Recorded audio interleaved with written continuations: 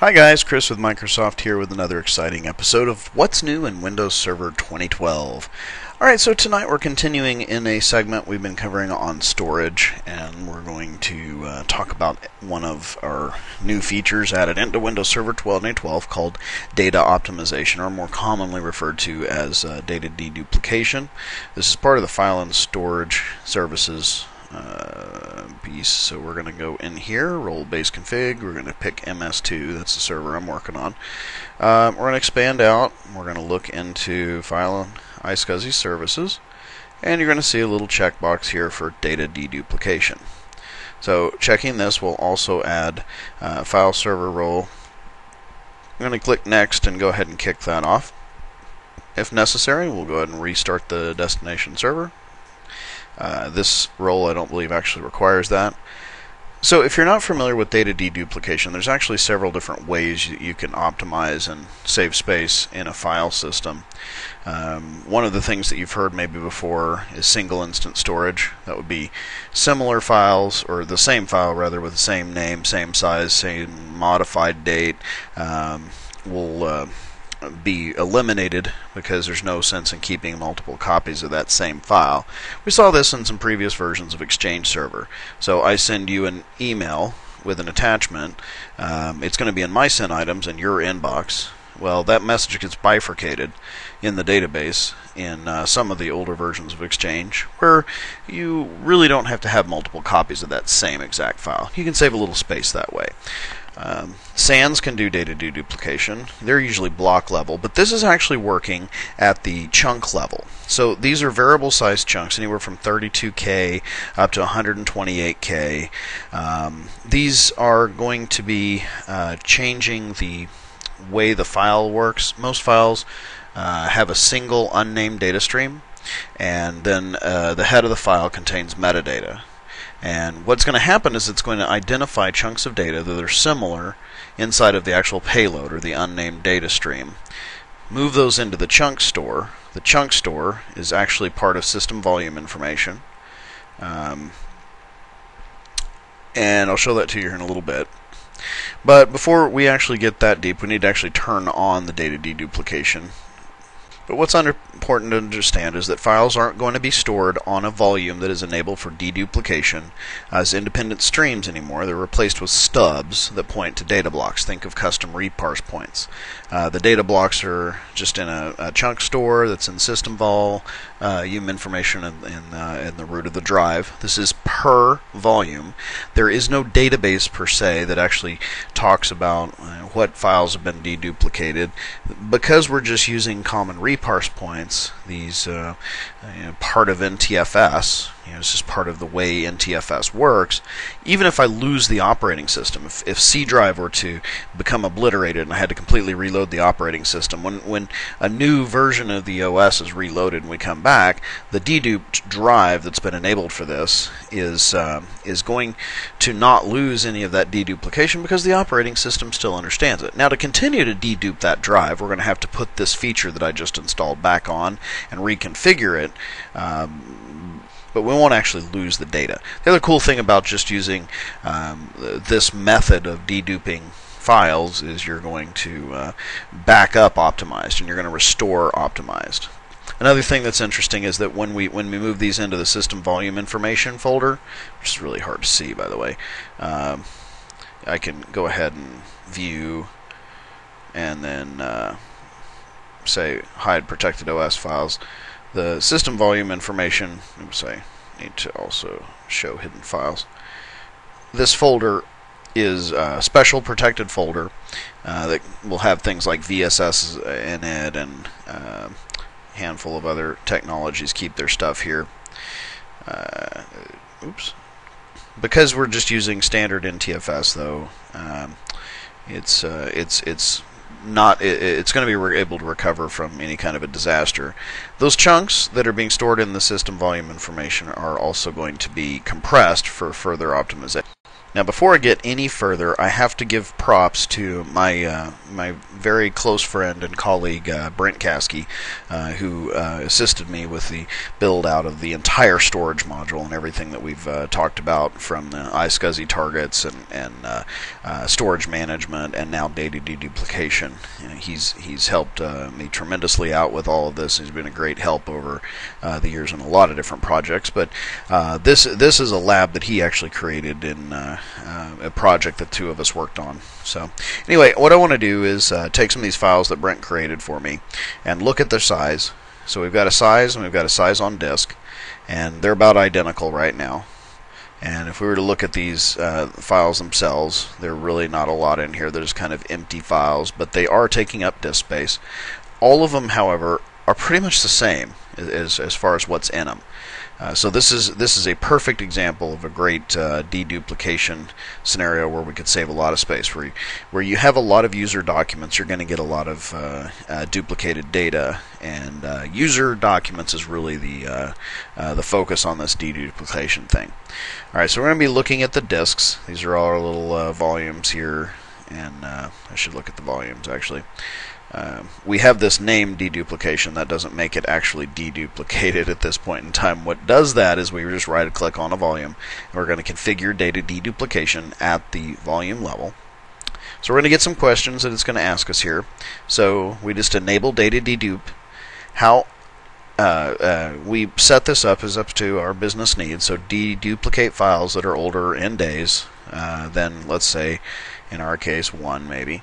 We could exclude files. You can use wildcards, and you can use different extensions. Like I could say, don't do MDBs, and don't do maybe Excel files or something like that.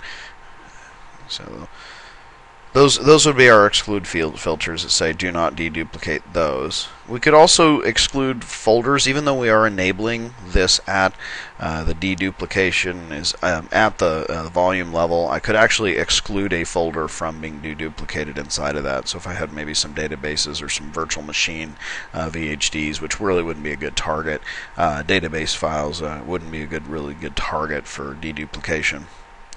I also can set the deduplication schedule. So how often do I want this task to run? And there's several different sections to this. So enable the background optimization, enable throughput optimization, and when we're going to do it. Creating a second schedule for throughput optimization. Oops, goodness.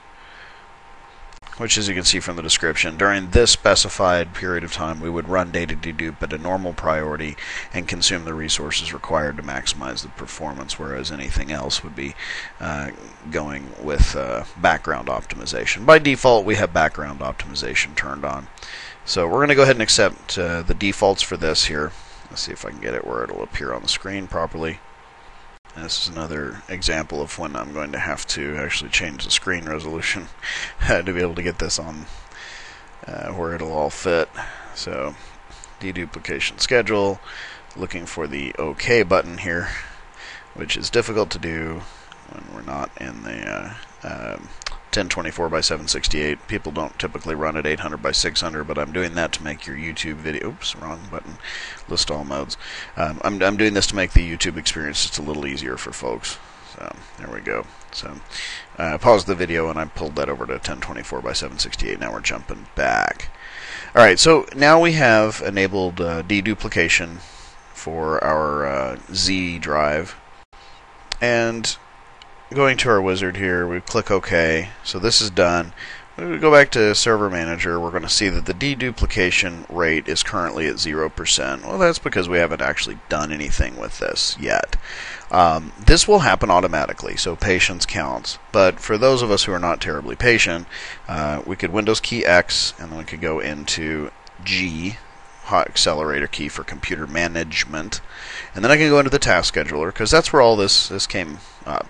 So nothing terribly complex about anything we've seen so far, I think you'd agree, right? We're using reparse points, we're using standard NTFS type of parameters to make these files deduplicated, and the jobs themselves are going to sit inside of task scheduler, so no reason to reinvent the wheel, if you will, just so we can accomplish this task.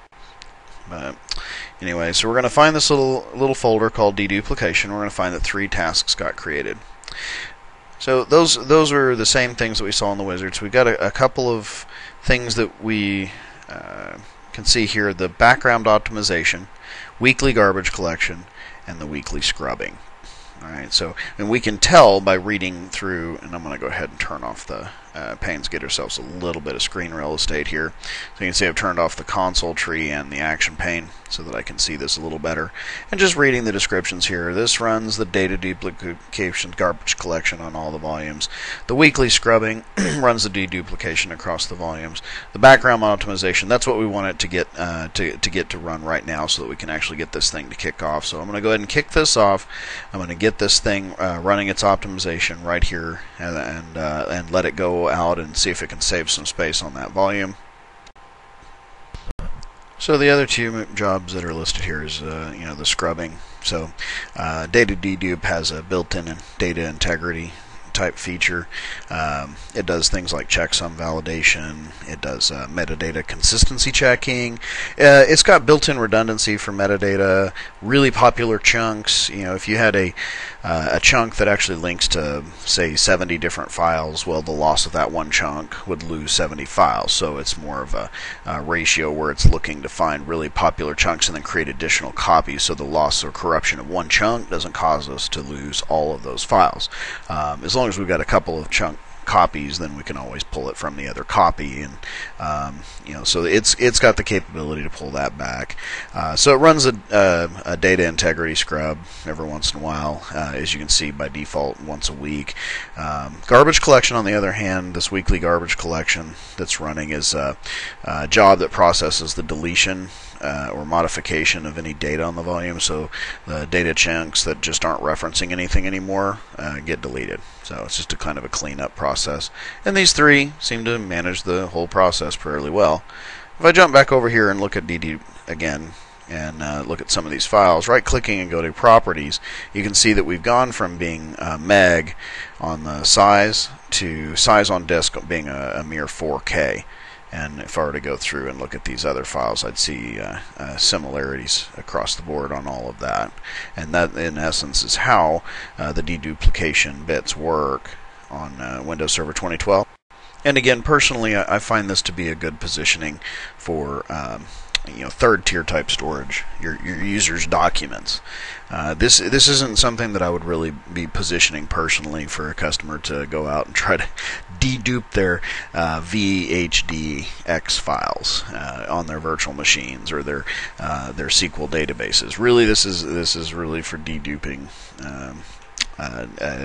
to files, right? So that would be my personal recommendation for how you would use this technology. But however you end up using it, or whatever interesting things you find with this, hopefully you can get some savings. I don't think you're going to get to the deduplication rate that we're about to see right here after I do this refresh, which should be fairly substantial. Alright, so we've deduped down to 7%, so that's pretty cool. Well, that's because all these files were actually identical, right? So that's a pretty good savings over what how much savings we've actually pulled off of a folder that had let's see here, folder that had how much data. Let's take a look at it there. Yeah, so 97.6. We've saved 97.7 megs. So, well, that's because these files are the extreme example, right? And it's always fun to play with this stuff and give you an idea of what could happen. But anyway, after the refresh, we can see that it has actually turned on and it's running, and those tasks are where we would actually control this thing. So that kind of brings us to the end of the episode here. So anyway, guys, this has been Chris with Microsoft, and as always, I really appreciate you watching. If you did find anything about this useful or interesting, please take a second and give it a quick like and the little thumbs up link below, and feel free to subscribe to my channel.